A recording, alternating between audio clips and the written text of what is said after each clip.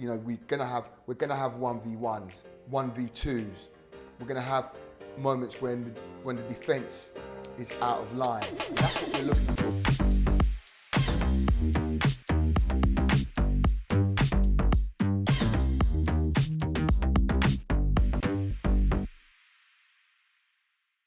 Hi, my name's Augustine. I'm a Coach Development Officer. This is week 2 of a 6-week coaching program.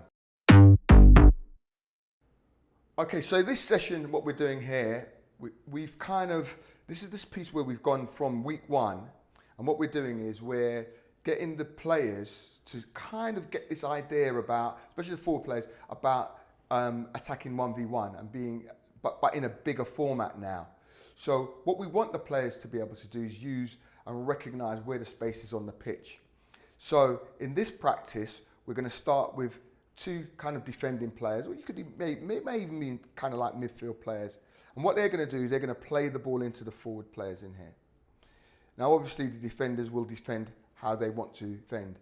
Now, I'm not really going to worry about the defenders too much. I'm just going to concentrate on what we're going to get out of the attackers. Once the ball goes in to the one of the 3 attackers, it's their job to try and fashion an attacking situation to score. If the Blues win the ball, their job is, can they get the ball into their blue forward, who's going to turn and try and score in an empty goal to start off with. Whilst that's happening, it's really important that we get these 2 defenders to try and win the ball back. And then if they do that, they play into the forwards and they restart the attack. So the idea of this is that we have those transitional moments. The attacking players have to be prepared to do that.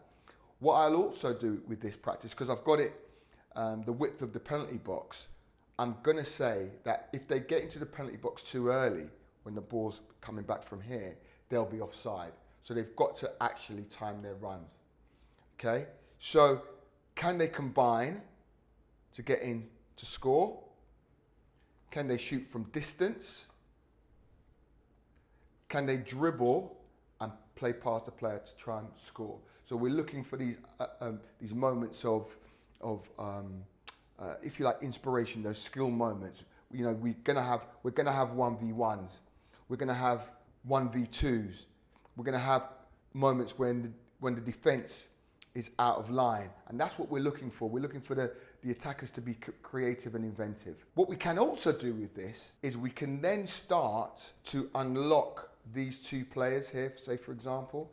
So we might get instances where a ball is played in, a player goes in. Now we've got an overload, and the defenders have to decide whether or not they go and press that ball, which will then leave holes and spaces for the attacking team to go and attack. What's really important about this is that we understand our players, and this is about how we take the session on from where we start to where we end.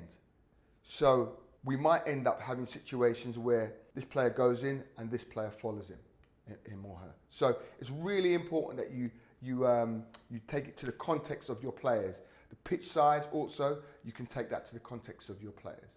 So this is basically, again, as I've said before, it's about your context. Can you make this work for your players? With this session, what you can do, depending on the space that you have, you can mirror it.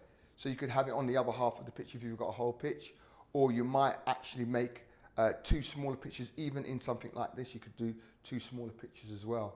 Your numbers, that's really important as well. How do you make this suit for your players if you've got more numbers, if you've got less numbers?